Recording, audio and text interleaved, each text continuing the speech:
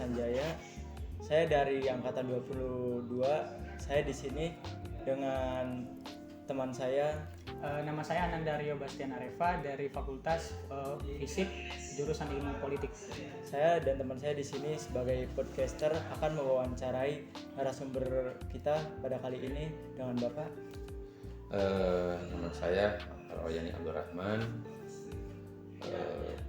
Tentu sekarang senang saya dengan teman-teman bisa ketemu kembali bersilaturahim. Mungkin beberapa bulan lalu kita masih sempat ketemu ya. Nah, saya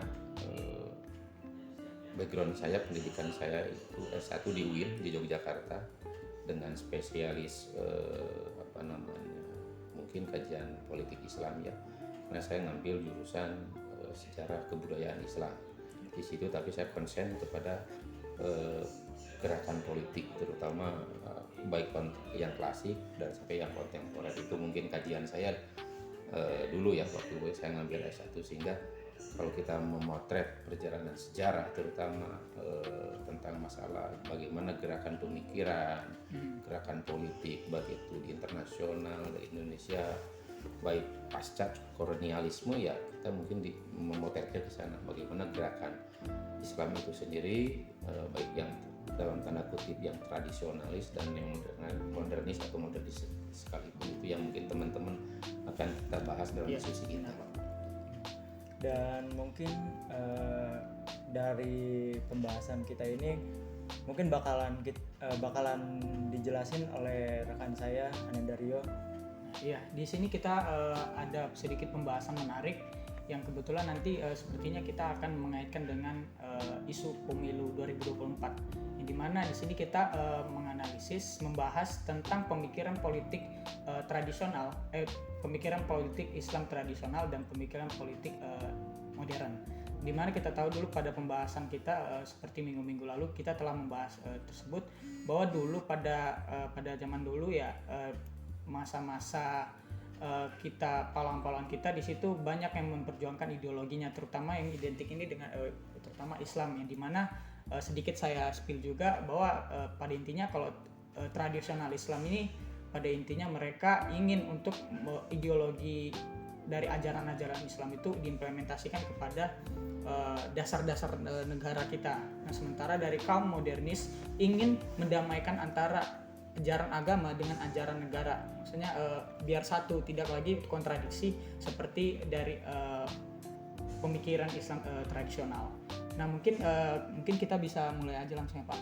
Kira-kira dari pandangan Bapak sendiri yang kita ingin diskusikan juga dan kita ingin tahu gimana sih latar belakang dari sejarah pemikiran tradisional dan modern itu Pak? Baik teman-teman sekalian, saya sangat berterima kasih ya. Kalau kita melihat pada rentang sejarah yang sangat panjang, terutama masalah pemikiran politik Islam ya, kita tidak terlepas dari tahun 1901, bahkan mungkin itu cikal bakalnya gerakan politik yang dikembangkan oleh Syarikat Dagang Islam ya, yang dipelopori oleh Kiai Haji Samanhudi di Surakarta di Solo. Cikal bakal itulah yang mungkin jadi gerakan partai politik yang sebetulnya itu gerakan nasionalisme religius yang sangat modern ya, dari tahun yang diakui oleh Belanda malah tahun 11, padahal berdiri tahun 1 ya, sehingga bermetamorfose jadi SI, Syarikat Islam itu yang diketuai oleh Haji Umar Said Cokroaminoto. Dari situlah founding father kita, guru bangsa kita, menyemaikan rasa-rasa kebangsaan itu, termasuk Bung Karno, Abdul Muiz, itu semuanya murid Agus Salim, itu murid dari Cokroaminoto. Nah, gerakan itu tumbuh berkembang di era kolonial ya. Tapi di samping itu dalam tanda kutip ada gerakan-gerakan keagamaan yang pada saat itu mungkin belum terorganisir dalam suatu organisasi ya, seperti waktu itu mungkin kayak di Mas Mansur di Muhammadiyah, itu kan belum muncul Muhammadiyah kan. Terus juga di kalangan Nahdlatul Ulama ya, itu juga belum muncul Nahdlatul Ulama, karena Nahdlatul Ulama lahir tahun 1926. Terus juga kayak Persatuan Islam Persis tahun 1912 sorry ya, Muhammadiyah tahun 12. Nah itu gerakan-gerakan itu muncul sebagai upaya tindak lanjut bagaimana Indonesia itu cepat merdeka ya. Pemikiran-pemikiran baik itu dari kalangan, sebetulnya peminjaman kata istilah tradisionalis dan modernis itu hanya mispersepsi ya teman-teman. Sebetulnya mungkin tradisionalis di situ dalam bentuk ibadah secara ideologis dalam tanda kutip ya, karena masalah Islam itu bukan beda ya pis-pis dengan masalah ideologi ya. Tentu di sini akan saya garis bawahi bahwa tradisionalis ini mungkin pemikiran dalam hal mungkin ibadah yang setiap hari mereka lakukan, terutama kaum Sunni gitu ya. Nah itu mungkin yang tradisionalis, yang itu mungkin backgroundnya kan kiai-kiai salaf, ulama-ulama salaf, pesantren terutama yang berbasis di kita di Jawa Timur dan sebagainya ya.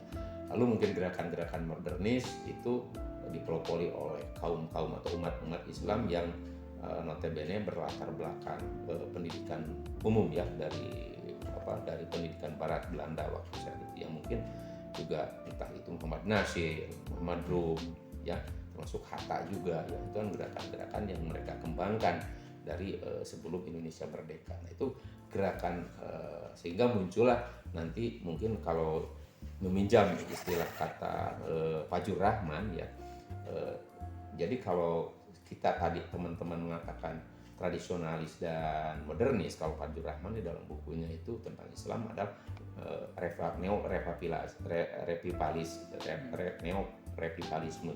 Itu adalah kelahiran kembali masalah gerakan-gerakan Islam terutama ya di anak benua India.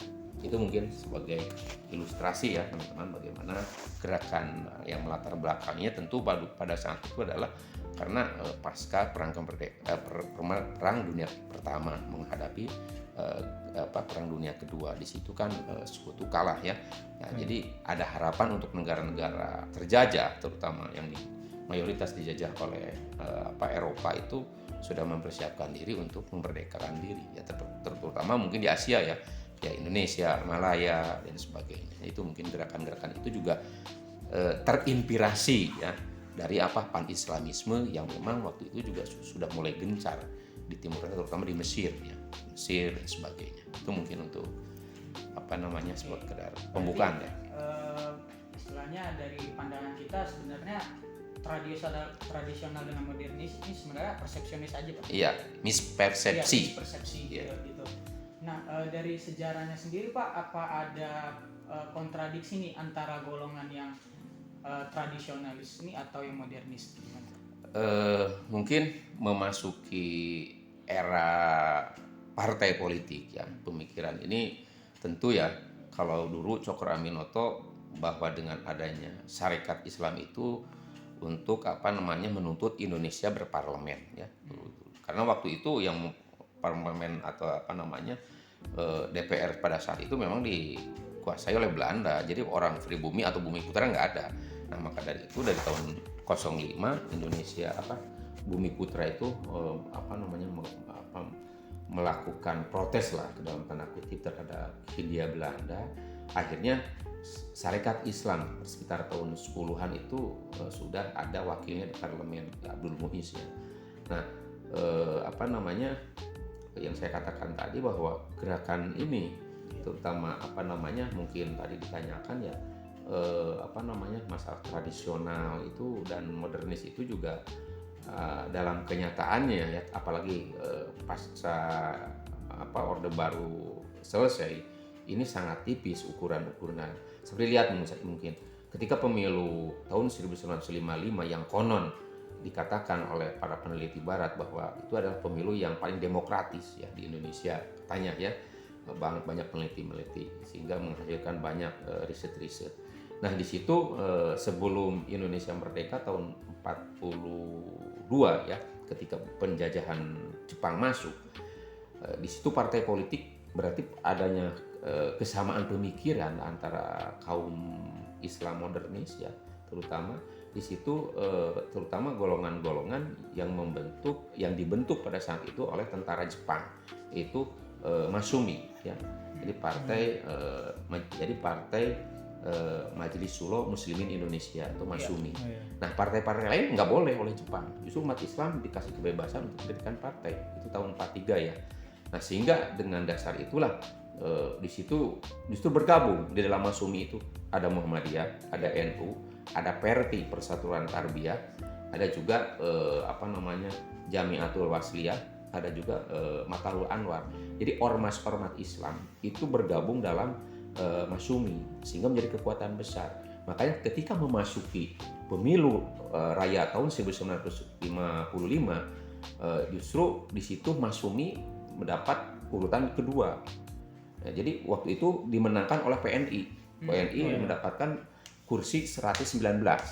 Masyumi dapat 112 kursi. Nomor 3 baru kalau nggak salah NU, terus PKI ya, nomor 4 PKI. Nah, disitulah mulai kelihatan. Di situ Masyumi unggul nomor urutan kedua dengan hanya selisih sedikit lah antara 119 dan 112 kursi di parlemen ya.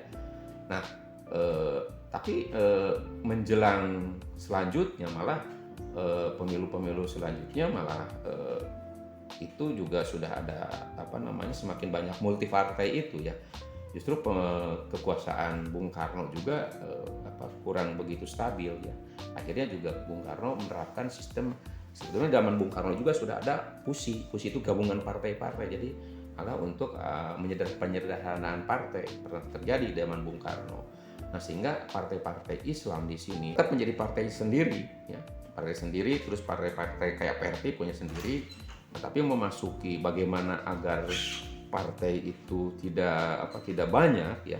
Pemerintahan Soeharto memberikan semacam aturan biar biar negara itu solid ya. Jadi akhirnya tahun 73 itu ada PUSI partai, penggabungan partai-partai politik. Di situ yang berasaskan Islam itu ada PRT, ada ada Jamiatul Wasliyah, ada di situ ada NU tentu ya. Itu yang bersirikan Islam bergabung dalam P3. Terus yang nasionalis seperti Murba, PNI, Demokrat, IPKI itu tergabung dalam PDI, ya, Partai Demokrasi Indonesia. Nah, dalam tentara dan sebagainya, profesi itu masuk dalam Sekber Golkar. Dulu ada sekretariat bersama Golkar, itu tahun berdiri ya tahun 66 lah ya, tapi waktu itu Golkar tetap bukan organisasi partai politik, walau dalam kenyataan memang partai ya. Nah, namun seiring waktu PUSI partai itu, jadi akhirnya partai dibatasi jadi tiga partai selama Orde Baru. Bayangkan selama 32 tahun Orde Baru, jadi golongan Islam baik tradisionalis maupun modernis dalam satu partai P3. Mau tidak mau seperti itu ya, dibatasi oleh pemerintah gitu. Ya, itu mungkin untuk perkembangannya ya. Selanjutnya mungkin bagaimana partai politik selanjutnya, misalkan antara Islam dan tradisionalis dari tahun 98 sampai hari ini. Nah, nanti kita lihat sejauh mana misalkan. Mungkin kalau saya melihat dalam kenyataan ini sangat mungkin tidak ada ya, sangat tipis. Mungkin teman-teman misalkan lihat tahun 1999 itu dulu cikal bakal PKS itu kan Partai Keadilan ya. Betul. Nah, itu mungkin boleh dikatakan itu partai modernis karena itu utuh umat Islam di situ terwakili. Nah, kalau yang lain ya kayak PKB itu kan bahwa 99 itu ada PKNU ya, Partai Kebangkitan Nahdlatul Ulama, ada PKB itu juga mewakili kaum santri ya. Nah, itu juga sebetulnya dalam hal-hal pandangan itu sangat modernis, bahkan neomodernis ya. Bahkan mulai dalam suatu perkataan orang-orang melihatnya bahwa dalam tanda kutip mungkin NU itu sangat pragmatis ya. Tapi itu kan menurut peneliti. Nah, itulah mungkin misalkan pertanyaannya sampai hari ini apakah masih ada dikotomi atau mungkin pandangan antara pemikiran Islam modernis dan tradisionalis ya. Sebetulnya kalau saya melihat itu hanya dalam hal mungkin partikulir dalam hal ibadahan sih. Nah, mungkin hampir sama seperti hal yang saudara Dio tadi kemukakan. Sekarang mungkin bagaimana umat Islam itu melakukan ibadah itu dalam partai politik itu ya justru mungkin tidak memperjuangkan substansinya daripada mungkin labelnya gitu. Makanya semakin tipis gerakan-gerakan Islam dalam tanda kutip yang mulai partai dan sebagainya. Coba aja kita mungkin bisa dilihat sekarang misalkan kekalahan partai Islam dari tahun 1999 tahun 2099 ya tahun 1999 masuk pada era reformasi. Nah, maka tahun-tahun masuk pemilu berikutnya juga itu Islam tidak menjadi pemenang pemilu ya. Bahkan mungkin PDIP yang menjadi pemenang pemilu. Kenapa? Karena memang umat Islam terlalu banyak gitu. Itu terpolarisasi dalam beberapa partai politik, entah itu dalam tanda kutip beraliran tradisi maupun modernis. Nah, itu sehingga sebetulnya tidak menjadi hal yang aneh gitu ya dalam hiruk pikuk perpolitikan di Indonesia, karena itu kenyataannya. Karena mungkin Indonesia sekarang sudah mengalami transformasi pemikiran lah ya, transformasi pemikiran. Jadi itu tadi yang saya katakan sangat tipis sekarang melihat tradisionalis dan modernis gitu lah ya. Nah, di sini saya juga tadi sempat membahas Muhammad Natsir, Pak. Ya. Nah, di sini saya juga pernah tertarik dengan kisah dari Muhammad Natsir yang dimana dulu saya baca dan saya pahami juga bahwa dulu ada Muhammad Natsir ini sempat kontra terhadap Insinyur Soekarno, di mana mereka yang dulunya berteman sangat saling percaya, tapi lama kemudian mereka saling bertentangan ideologi. Nah, menurut Bapak pandangannya gimana tuh? Kenapa sih Muhammad Natsir ini menjadi sesuatu hal yang dikecam oleh Insinyur Soekarno pada saat itu? Dan di sini ada sedikit yang menarik tentang pemilu yang dimana dulu kan kita tahu pada 199 ya itu. Betul. ya yang menang pada saat itu PNI ya, Pak. Tahun berapa? Tahun 55? Iya, PNI. Nah, tahun 55. Nah, kan pada saat itu sebenarnya kayak ideologi Islam itu kan menjadi sesuatu hal yang dikecam oleh beberapa kelompok ya, termasuk seperti itu. Nah, tapi pada saat itu Abdurrahman Wahid menang pada pemilihan presiden. Nah, padahal kan basicnya itu di Islam. Oh, itu tahun 99 ya? 99, Pak. Nah, jadi kalau kita melihat tadi pertanyaan pertama yaitu masalah Natsir.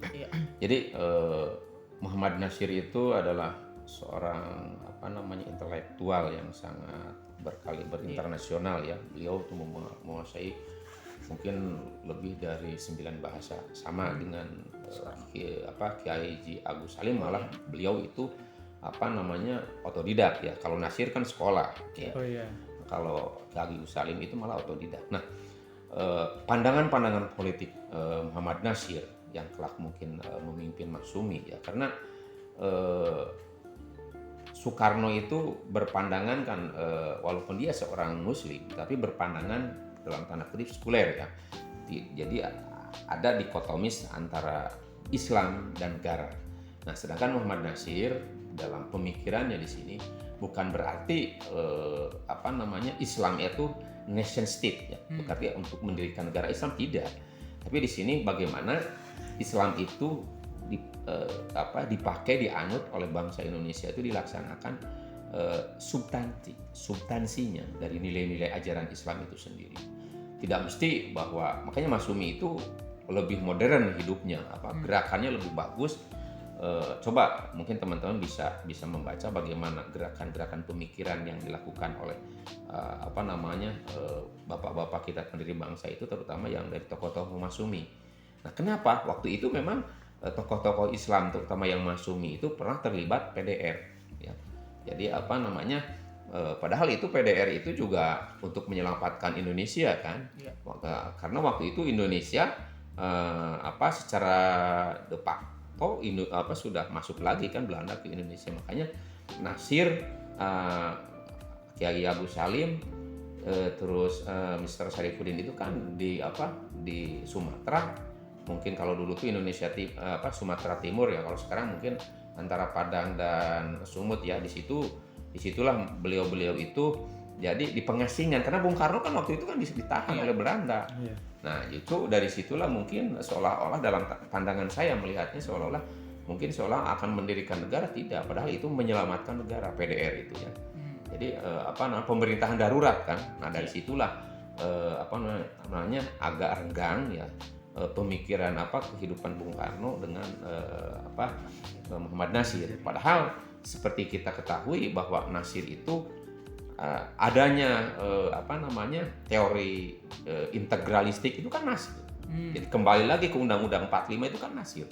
Sebelum jauh hari sebelum kembali dekri presiden, justru Nasir lah yang kembali setelah gagal Indonesia masuk kris, gagal itu, makanya itu mosi Nasir dikatakan bahwa Indonesia integralistik itu Indonesia yang satu, yaitu NKRI itu Nasir yang mengatakan.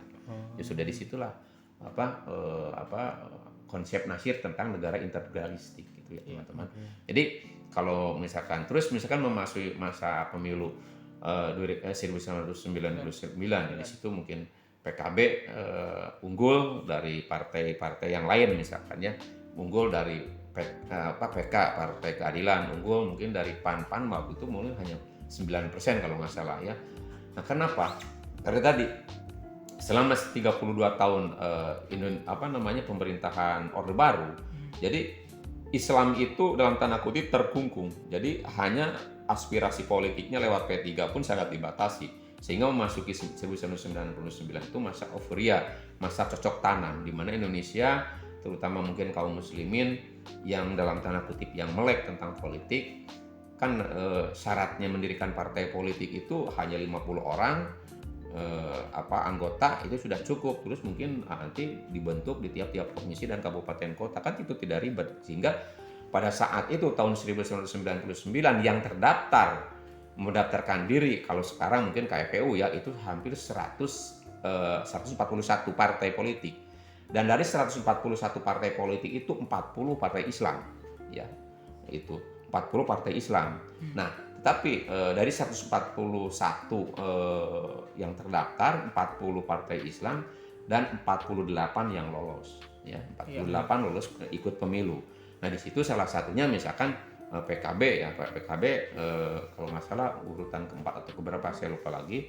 Nah di situ kan dalam tanda kutip mewakili mungkin partai tradisionalis, Islam tradisionalis, karena PBB nggak dapat kursi ya, apalagi PBB masih kalah jauh lah dari PAN dan PKS lah kalau sekarang.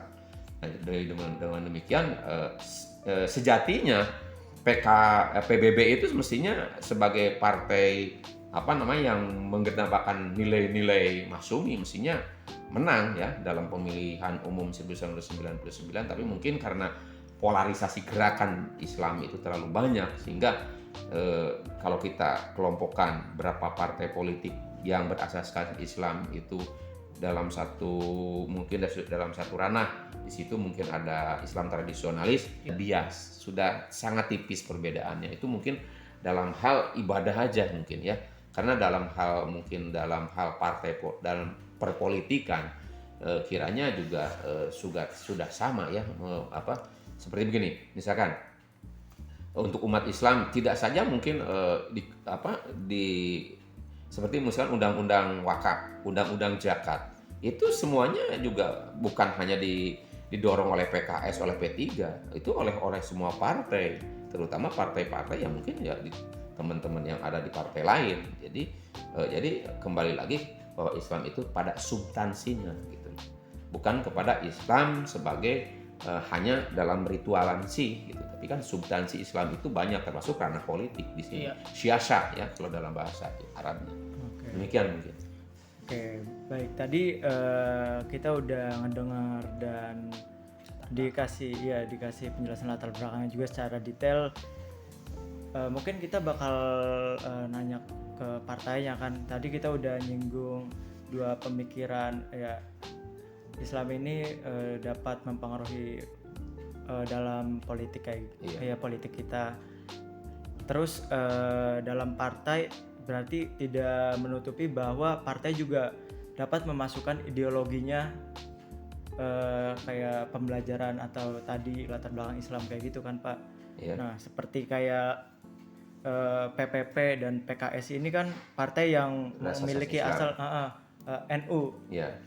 dan kayak ada PAN juga yang partainya ini mengkombinasi Islam dengan nasionalis. Iya. Dan ada juga partai PSI juga yang memakai sistem Islam modernis. Iya. Nah, jadi membahas budaya politik yang dampaknya masyarakat untuk memilih pemilihan buat nanti 2024 ini, kira-kira masih terdapat kayak masyarakat di kita ini yang memilih ini kayak partainya ini yang modernis atau tradisionalis kayak gitu gak sih Pak menurut Bapak? Jadi pada intinya gini Pak, yang tentu dalam menghadapi pemilu 2024 katanya rumornya kan ini adalah pemilu yang akan panas. Iya. Ya, di mana di sini akan saling bertabrakan ideologi, ada ideologi nasionalis, ada ideologi Islam, ada yang modern atau yang tradisional. Nah, di sini dari pandangan Bapak dengan situasi masyarakat kita sekarang nih, apalagi terhadap banyaknya aspirasi yang ingin masyarakat sampaikan nih sebenarnya kepada pemerintah. Nah, melalui pemilu itu mungkin nanti mereka akan melampiaskan itu semua dengan menyebarkan beberapa propaganda yang bisa pemilu ini menjadi suatu sejarah juga buat kita nanti 2024. Jadi pandangan Bapak gimana ideologi-ideologi yang akan datang di pemilu 2024? Kalau menurut saya pemilu 2004 itu tidak akan seheboh yang mungkin yang akan kita duga ya. Karena kalau kita melihat tahun 55 di situ ada nasionalis religius ya, ada nasionalis sekuler ya, terus ada komunis. Nah, setelah tumbang komunis dan dilarang di Indonesia, maka yang berkembang selanjutnya adalah partai sampai hari ini ya, dari tahun 71 ya, berarti kan sudah dilarang kan karena tahun 60 ada yang lupa ya tadi bahwa itu dampak dari PDR itu juga tahun 60 Masyumi dibubarkan oleh Bung Karno karena dituduh kontrarevolusi. Nah, itulah semakin renggang hubungan antara Bung Karno dan Partai Masyumi. Nah, tadi pertanyaan Anda untuk pemilu 2024 polarisasinya itu kalau menurut saya tidak akan terlalu signifikan ya, karena mungkin pendatang baru juga tidak akan mendapat kursi di parlemen terutama di pusat ya. Itu ya paling nanti akan diperebutkan itu bagaimana partai-partai populis sekarang, entah itu mungkin nanti yang populis itu. Jadi nomor urut sekarang itu mungkin kalau apakah mungkin nanti PDIP akan tetap bertengger di urutan teratas. Nah, apakah nanti mungkin nomor 2 akan digeser Gerindra bakal diganti sama Nasdem. Atau mungkin Golkar masuk di juara ketiga atau gimana. Nah, itu nanti mungkin kalau partai-partai dalam tanda kutip nasionalis religius ya. Nasionalis religius di sini tentu di situ ada PAN, ada PKB ya. PAN dan PKB saya kira ada dua ranah yang akan diperebutkan bagaimana kedua partai itu mempopulerkan diri untuk menjaring massa sebanyak-banyaknya. Tinggal sekarang itu apakah masyarakat kita itu semakin pragmatiskah? Ya, mungkin nanti dilihat yang cocok dengan mereka ini aspirasinya kemana. Contoh misalkan kayak kemarin PKB mengadakan Waisak ya. Jadi itu yang saya katakan bahwa PKB itu kan pakai partai nasionalis religius, maka di situ ada anggota DPR juga yang Buddha kan. Iya. Itu di situ, makanya Waisak juga kemarin kan di DPR. Nah, saya ingin mengatakan bahwa sebetulnya ya hiruk pikuk 2024 itu sebetulnya tidak akan seheboh tahun lalu ya, tahun lalu, karena di situ juga ya, cuma yang di sini yang kita hebohkan itu karena bagaimana peran medsos itu sendiri. Iya, benar. Ya, kalau dulu kan ya tahun Masih 2000 terbatas. ya masih terbatas. Tahun 2019 kemarin masih kurang ramai, apalagi Iya. ke belakang. Nah, karena sekarang dihebohkannya karena medsos. Iya sih. Nah, sekarang ini bagaimana medsos itu bisa mempengaruhi voter pemilih, ya. Vote-nya itu bagaimana? Berpengaruh nggak? Ada implikasi nggak ke pemilih? Saya kira paling juga berpengaruhnya sedikit. Itu di kalangan milenial dan Iya. itu pun juga mungkin melihatnya para milenial itu bagaimana partai-partainya itu bisa mengusung atau bisa mengangkat bagaimana peran masyarakat ke depan, bagaimana misalnya pembangunan ke depan. Kita lihat di medsos misalkan bagaimana timpangnya pembangunan di Sumatera, kan kita lihat misalkan bagaimana di Lampung jalan seperti itu, di Palembang jalan gua sampai kayak kubangan seperti itu, mobil pun. Nah, itu kan selama 10 tahun ini berarti pembangunan infrastruktur di luar Jawa ini juga tidak jalan mungkin ya. Jalan tapi kan hanya beberapa daerah. Nah, ini mungkin ke depan itu justru bagaimana sebetulnya mestinya ada 2 kamar sekarang itu kan di parlemen itu. Nah, ini yang sangat menarik dan sangat memang dalam tanda kutip mohon maaf kurang produktif itu adalah senator. Mestinya senator itu memperjuangkan alias DPD ya, memperjuangkan daerah itu benar-benar. Nah, maaf teman-teman bahwa DPD ini kan tidak punya hak legislasi, ya. Ya, jadi dia hanya mengajukan undang-undang, nanti yang disetujui atau enggak kan DPR. Nah itu ya silakanlah teman-teman nanti calon ilmuwan politik berpikir bagaimana agar itu terjadi. Kalau kayak di Amerika memang beda pemilunya. Iya, Ada beda. 2 pemilu kalau di Amerika. Sistem pemilunya berbeda. Elektoral. Nah, elektoralnya berbeda. Nah, secara nasional kan di Amerika hanya 2 partai, tetapi di daerah-daerah banyak tetap. Iya. Itu mungkin ya. Nah, kembali lagi ke pertanyaan tadi, kalau menurut saya mungkin yang akan mewakili generasi muda misalkan yang senang dengan dan sebagainya mungkin ke partai-partai nasionalis yang religius, mungkin ada yang memilih PKS atau kemana, atau mungkin partai nasionalis sekuler ya, entah itu yang umum-umum ya, atau mau ke Nasdem atau Gerindra atau ke Golkar sendiri yang sesuai mungkin dengan aspirasi. Kalau partai baru saya kira nggak mudah gitu ya untuk meraup karena kita masih mempergunakan PT ya, parlemen threshold. Kalau itu sudah nggak ada, itu bisa dalam pengertian mungkin naik. Ya saya jujur mohon maaf ya, saya jujur aja mungkin P3 saja susah untuk mempertahankan PT ya. Apalagi mungkin periode ini Hanura kan nggak masuk parlemen, ya di Senayan. Kalau daerah masih ada ya. Ini yang secara nasional itu makanya saya ingin mengatakan kepada teman-teman bahwa partai-partai baru apalagi itu harus berjuang keras gitu ya. Tidak mudah partai untuk establish itu nggak mudah untuk mempertahankan dan sebagainya. Yang ada pun mungkin mempertahankan dan memperbaikinya susah, apalagi yang baru. Misalkan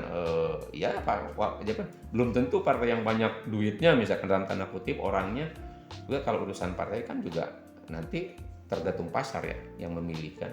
Itu mungkin ya. Silakan kalau ada pertanyaan lain. Baik ya, mungkin tadi sempat nyinggung medsos kayak gitu kan.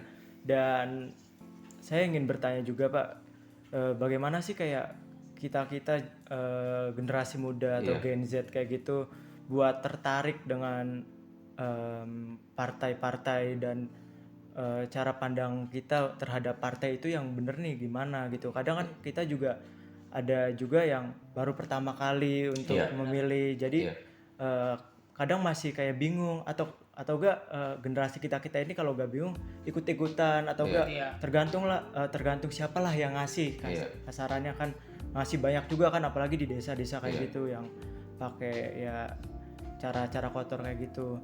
Nah, kayak dari saya atau teman-teman lain generasi Gen Z atau yang lain kayak gitu, bagaimana cara politik juga buat menarik generasi kita sekarang ini buat tahu partai yang baik itu yang seperti apa dan cara menarik masa yang benar itu seperti apa.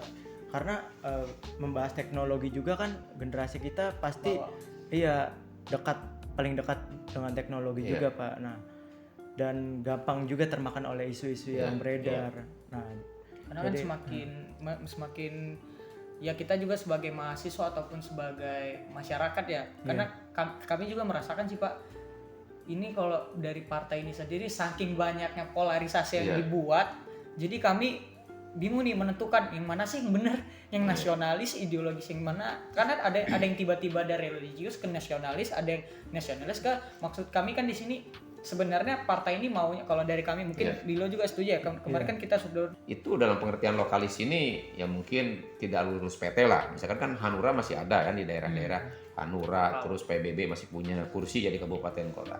Nah mestinya itu melakukan pendidikan politik sesuai dengan kemampuan mereka itu ya di daerah. Terutama menggunakan medsos ini ya secara efektif ya, bagaimana menyebarkan mungkin program kinerjanya, platformnya seperti apa, terutama untuk menjaring kalangan milenial ya, yang mungkin boleh kata misalkan PDIP ya mungkin sekarang kan belum tentu juga teman-teman juga paham. Mungkin teman-teman juga belum paham mungkin apa sih Golkar, apalagi mungkin P3. Nah, itulah yang kewajiban dari partai politik untuk memberikan pendidikan politik ke masyarakat. Bisa menggunakan medsos, bisa menggunakan media-media lain, misalkan televisi umum, nasional dan sebagainya. Nah, terutama mungkin kesempatan-kesempatan di daerah itu juga kayak sekarang kalau hanya mengandalkan kita pendidikan politik di kampus itu tidak akan tercapai. Maksud saya sebetulnya untuk generasi muda kalau dikembalikan pendidikan itu seperti semula itu bakal bisa tercapai ya. Seperti misalkan SMA ya, dari SMA itu kan kita sudah diajar ya bagaimana mungkin di dalam pendidikan Pancasila kewarganegaraan itu sudah mulai ditumbuhkan. Ada yang pembahasan kan ini juga hanya terbatas ya, hanya pendidikan saja. Tapi kayak BPIP mohon maaf sekali kayak BPIP juga kan peran BPIP itu kan hanya terbatas karena nggak ada anggaran gitu. Selain itu juga perannya tidak seperti dulu mestinya. Jadi BPIP itu ada di pusat, ada di provinsi, ada di kabupaten kota. Sehingga itu dikasih anggaran dengan baik. Sehingga tidak akan mengganggu dan itu akan melibatkan seluruh komponen. Nah, dengan begitu yang berhubungan dengan kemasyarakatan dan sebagainya, pasti partai politik akan menggandeng elemen-elemen tertentu untuk mensosialisasikan programnya, termasuk bagaimana platform politiknya dan sebagainya bisa dimengerti oleh teman-teman milenial, terutama mungkin yang tahun 2024 itu baru melaksanakan hak pilihnya yang pertama. Nah, itu dulu juga mungkin bagi saya dulu juga seperti itu. Jadi sekarang ini kita sebagai mahasiswa ya beruntung teman-teman ya tinggal bacalah kita juga mungkin baik itu di medsos, mungkin di literatur, di booklet, di brosur dan sebagainya. Bahwa ya itu tadi siapa mungkin misalkan ya sekarang kan ini lagi gencar-gencarnya coba aja teman-teman kalau mau ke kampus pamflet ya. Udah mulai disebar. Baliho. Jadi yang maaf ya saya bukan rasis, enggak rasis saya. Cuma ya lucu aja gitu yang dalam tanda kutip tidak ya bukan non muslim juga berkerudung, berpeci gitu. Kan peci kan nasional ya. Tapi kan ya kita kan ngerti sendiri. Nah, itu sah-sah saja. Tapi kan bagaimanapun kita mampu menyerap dan menilai. Nah, itu untuk tadi saya pesan mungkin ke teman-teman yang mungkin nanti bisa mencermati hal itu ya paling tidak kita bagaimana melihat platform partai politik itu sendiri, bagaimana kinerjanya, bagaimana keterujiannya gitu ya ke depan, dan bagaimana mewakili terutama garangan generasi muda ke depan. Apakah Indonesia itu seperti apa ke depannya? Itu mungkin tidak seperti sekarang kan dalam tanda kutip selama 10 tahun ini mungkin bukan stagnan lagi bangsa kita ini mengalami kemunduran ya. Kalau mengalami kemajuan akan lebih. Ya kalau secara fisik iya ya, itu pun mungkin itu hanya terbatas. Seperti gini, mohon maaf saya bukan mengkritik siapapun. Pembangunan jalan tol itu kan dibiayai oleh siapa? Oleh asing, oleh swasta. Beda dengan jalan provinsi atau daerah nasional, itu dibangun oleh siapa? Pemerintah. Makanya pemerintah itu kan terbatas mungkin ya membangunnya. Nah, sehingga maaf mungkin banyak jalan-jalan yang rusak, dermaga-dermaga yang rusak. Nah itu ke depan itu pemerintah itu baik pusat maupun daerah memperhatikan sehingga tidak ada ketimpangan pembangunan ini yang hampir kita merdeka selama 78 tahun ini masih pembangunan itu masih begini-begini saja. Sehingga ke depan itu ya silahkan mungkin ada investor ke Indonesia, tapi warga negara Indonesia juga harus memiliki hak yang sama. Iya. Gitu ya. Sehingga kita merdeka, hidup merdeka, mencicipi kemerdekaan ini di negeri sendiri. Gitu ya. Jadi kita tidak, generasi muda juga tidak disulitkan, tidak diperburuk dengan suasana yang hari ini mungkin kita rasakan. Iya. Ya harapan kita kan ke depan 2024 itu Indonesia makin baik gitu Iya. kan. Betul. Amin. Nah, pada Itu mungkin. ya. Jadi pada intinya sebenarnya kembali lagi ke topik dengan perbandingan pemikiran politik Iya. tradisional dan modernis ini sebenarnya adalah soal mispersepsi. Nah, Iya. itu adalah masing-masing bagaimana kelompok tersebut memperjuangkan sebenarnya ajaran yang Betul. mereka percayai. Iya. Gimana ibadah ataupun dan untuk mengaitkan dengan politik itu sendiri tergantung Iya. sebenarnya bagaimana kelompok-kelompok tersebut mengintervensi dengan politik Iya. zaman dulu. Dan jika kita pada kesimpulannya jika kita sambungkan ke pemilu 2024 nanti yang dimana terjadinya sekarang udah lumayan terjadi polarisasi misalnya ideologi dan segala macam. Iya. Tentunya itu sebagai kita apalagi sebagai anak muda ya tadi anak muda tentu untuk menanggapi hal tersebut kita tentunya harus tahu mana yang baik dan mana yang patut untuk kita contoh dan untuk tidak kita tiru. Baik itu belajar dari media sosial dan kita juga tidak boleh termakan oleh situasi misalnya dikabarkan dari media sosial dan bagaimana cara kita memandang ideologi baik itu dari maupun religius dan religiusnya ada yang modernis atau yang tradisional ya. Intinya mereka juga mempunyai itikat niat yang baik bagaimana mereka memperjuangkan sih sebenarnya hal yang baik untuk di negara ini dan dan tentunya dari kita sendiri bagaimana cara memandang itu dan bagaimana mereka mempelopori ajaran-ajaran tersebut.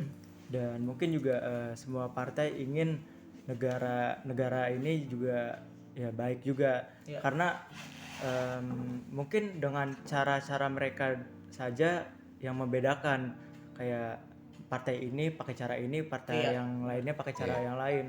Tapi tujuannya sama memperbaik ya negara kita juga untuk memajukan Indonesia. Tidak ada ya partai yang kayak justru sebaliknya memperburuk. Kayak kita juga di sini ya harus pinter-pinter untuk ya menyaring partai sih sebenarnya gak ada salahnya. Iya, cuma dari orang-orangnya sendiri untuk personalnya sendiri untuk bagaimana membuka pikiran mereka sih gitu. Oh iya. Dan juga bagi saya sendiri ya partai kan kadang banyak juga kan kayak ada orang benci sama satu partai ini terus ini orang ini nih karena tahu media sosial ini udah banyak yang pakai apa kayak gitu jadi kayak mencaci maki apa partai ini dan mencari segala keburukannya jadi orang-orang gampang termakan kayak gitu ya. Bagi saya juga perbanyak literatur juga bener kata Bapak dan medsos juga dipakai ya sebaik mungkin, cari wawasan sebanyak mungkin dan jangan dipakai cuman buat senang-senang karena di generasi kita sekarang ini karena kita dekat dengan generasi penentu, dekat dengan ya media sosial ya pergunakanlah dengan baik, dengan bijak, jangan sampai termakan isu-isu yang tidak benar, tidak baik ya. Itu semua tergantung niat kita sendiri sih. Kalau kita niatnya emang baik dan nyari yang positif, hal yang baik dan positif juga bakal mendekat ke kita. Nah itu pokoknya intinya ya dalam menghadapi pemilu 2024 nanti ideologi yang kita pegang baik kita dari kelompok nasionalis ataupun dari religius sendiri kita harus sama-sama satu pemikiran. Kita bangsa Indonesia nih, kita masyarakat Indonesia dia apapun itu ya kita memang punya hak tersendiri tapi kita nggak boleh jadi bertentangan karena itu kita boleh beda pendapat di pemilu tapi dalam sesuatu hal kita untuk menjalin silaturahmi ya harus tetap ketat meskipun kita berbeda pandangan. Jadi kalau ada isu ideologi baik nasionalis ataupun religius, dan mungkin karena mayoritas Islam di Indonesia ini mungkin ya Islam menjadi sesuatu tonggak utama yang untuk bisa dipercepat untuk menaikkan isu. Tapi menurut saya ya dengan kita kelompok-kelompok milenial khususnya yang sudah belajar, misalnya sudah terdidik, tentu kita bisa mengkat isu seperti itu, kita bisa memotong dan membenarkan isu-isu tersebut.